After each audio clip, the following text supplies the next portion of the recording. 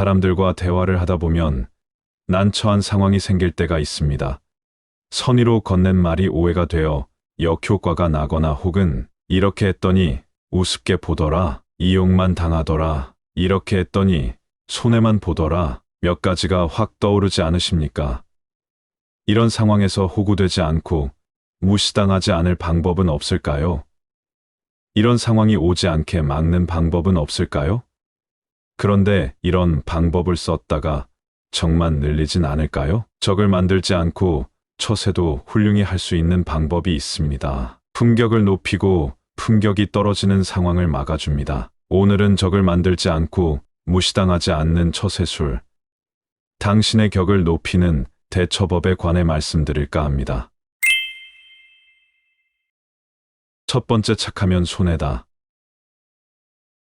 착한 사람이 손해본다는 말이 억울하고 비판받아야 할 것 같지만 많은 사람들이 이 상황을 그대로 인정하고 있습니다. 왜일까요?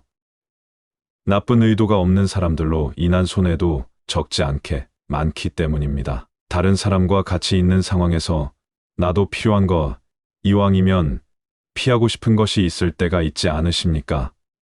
살다 보면 누가 양보해 줬으면 하는 상황을 만나게 됩니다. 이때 상대에게 먼저 부탁하셨나요? 양보부터 하셨나요? 착한 사람의 경우 부탁받으면 거절하지 않거나 먼저 양보할 준비를 하고 기다리는 경우가 많습니다. 다른 사람을 배려하는 마음, 갈등을 일으키고 싶지 않은 마음 등이 작용하기 때문입니다. 그 결과 착한 사람에게서 더 얻기 쉽고 부담스러운 일은 떠넘기기 쉽습니다. 경쟁해야 하는 상황이나 이익을 얻어야 생존하는 상황에서는 리더로 따르고 싶지 않고 약하다는 인상을 받게 됩니다. 이런 행동이 누적되면 결과적으로 손해가 쌓일 수밖에 없는 것입니다. 하지만 얻는 것도 있다고 말합니다. 줄 때 느끼는 은근한 기쁨과 마음의 안정을 얻습니다. 사람들로부터 인정과 신뢰, 사랑을 받습니다. 그러나 이런 인정이나 찬사는 대부분 공치사가 됩니다. 도움받은 걸 잊어버리고 이익이 걸릴 땐 또 염치 없이 부탁합니다. 정말 현실적인 상황, 치열해야 할 상황에서는 공치사조차 없어집니다. 이런 일이 반복되니 결국 대부분 손해로 남게 됩니다. 따라서 손해는 보지만 얻는 것도 있다는 말은 거품 같은 위로에 지나지 않게 느껴집니다. 사실 인정과 찬사가 거품이라며 허무하다는 말을 하지 않으려면 나 자신의 노력이 필요합니다. 필요할 땐 물러나지 않는 용기가 필요합니다. 착하게 살고 싶지만 손해는 보고 싶지 않다면 어떻게 해야 할까요?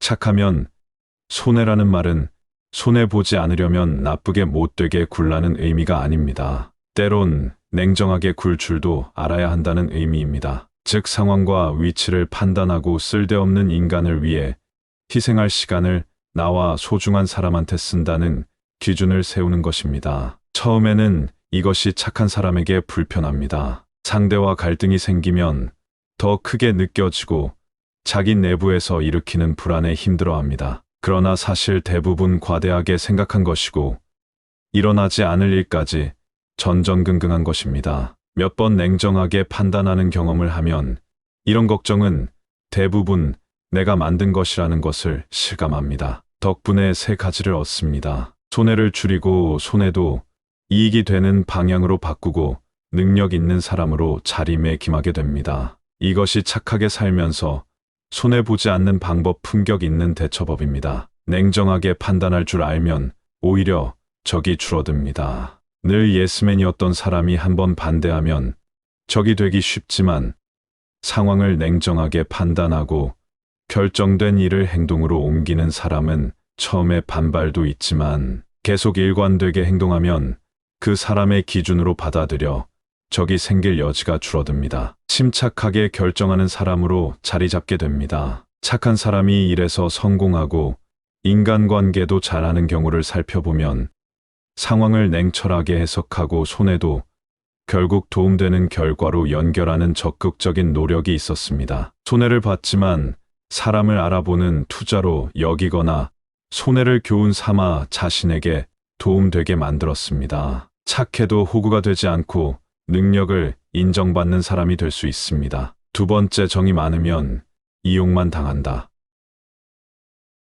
정 없이 살란 말이 아니라 정은 몇 안 되는 내 사람에게만 듬뿍 주면 충분하다고 말합니다. 정이 많으면 이성이 마비되기 쉽습니다.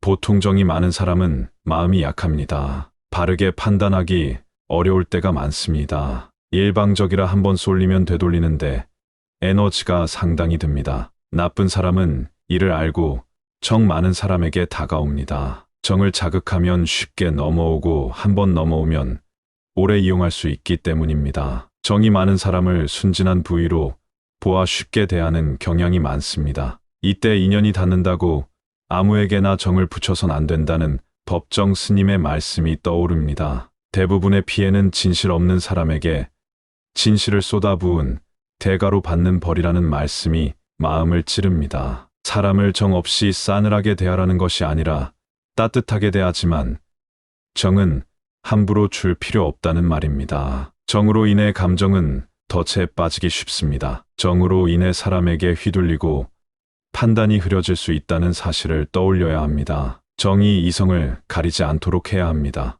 사람과 상황을 판단해 스쳐가는 인연이라면 무심코 지나쳐 버릴 줄도 알아야 지혜롭게 살 수 있습니다. 정만 많으면 나약하게 보지만 정이 많아도 구별할 줄 아는 사람은 함부로 보기 힘듭니다. 공과 사를 구별하는 상사를 쉽게 보지 못하는 것과 같습니다. 이성적인 모습, 절제하는 모습이 품격을 낳습니다. 더불어 쉬운 사람이 아니란 느낌을 상대에게 줍니다. 세 번째, 침묵은 지혜다.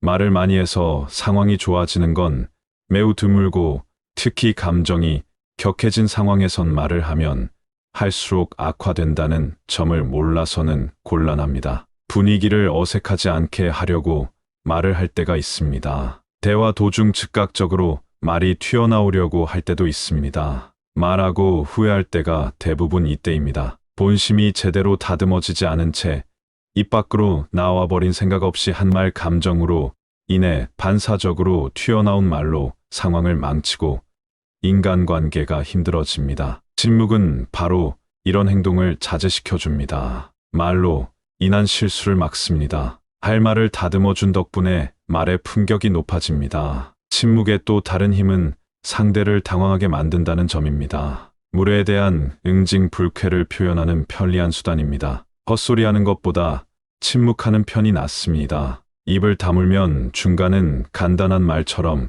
자칫 쉽게 보일 수 있는 상황에서도 품격을 지켜주고 헛소리로 품격을 떨어뜨리는 일을 막아줍니다. 침묵은 인생의 다양한 상황에서 자신을 곤란하지 않게 지켜주는 지혜로운 처세입니다. 오늘은 당신의 격을 높이는 대처법에 관해 말씀드렸습니다. 여러분의 인간관계에 조금이나마 도움드렸으면 하는 바람입니다.